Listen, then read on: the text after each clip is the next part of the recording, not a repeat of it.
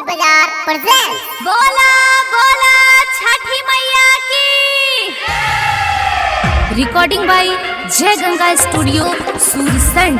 Mobile number 91-220-75-111।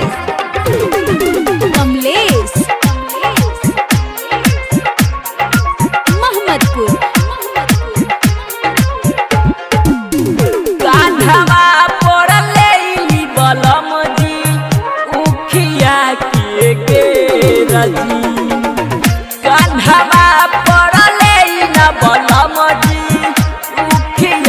के रजी माथवा पड़ली न दौड़ावा हईलवर के बेरजी माथवा पड़ली न दौड़ावा हईलवर के बेरजी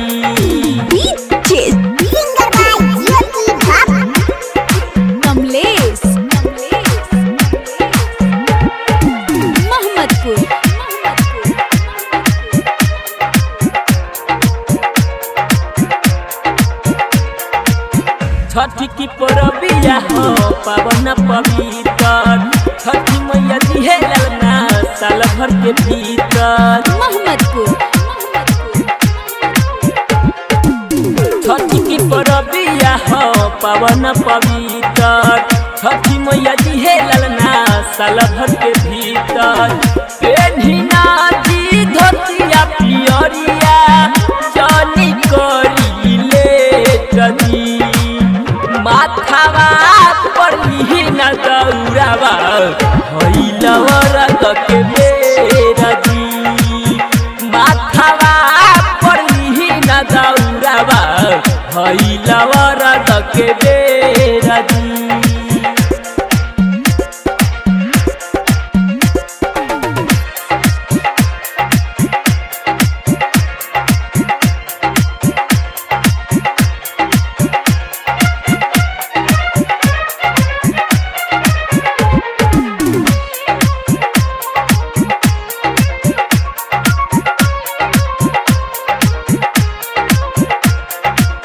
सबके मन के मनसा पुरावेली चरण में केहू के न खाली लवटावेली मोहम्मदपुर।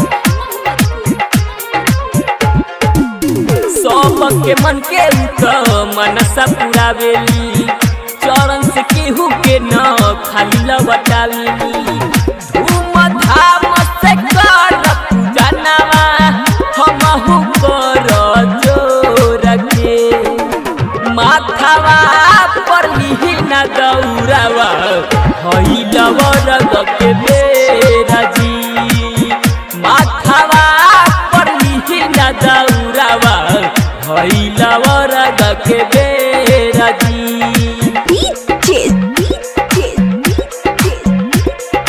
कमलेश मोहम्मदपुर।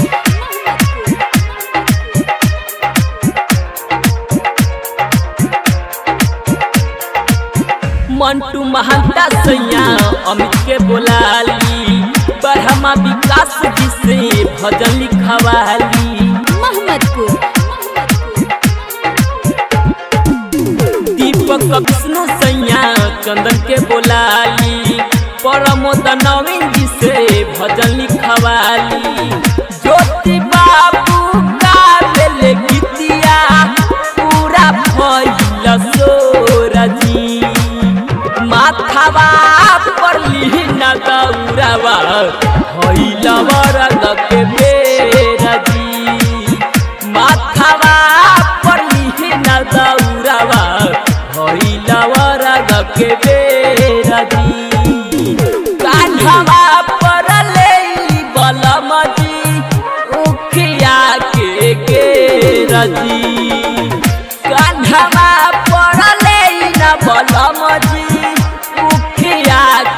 के रजी माथवा पड़ली न दौड़ावा हईलवर के बेरजी माथवा पड़ली न दौड़ावा हईलवर के बेरजी।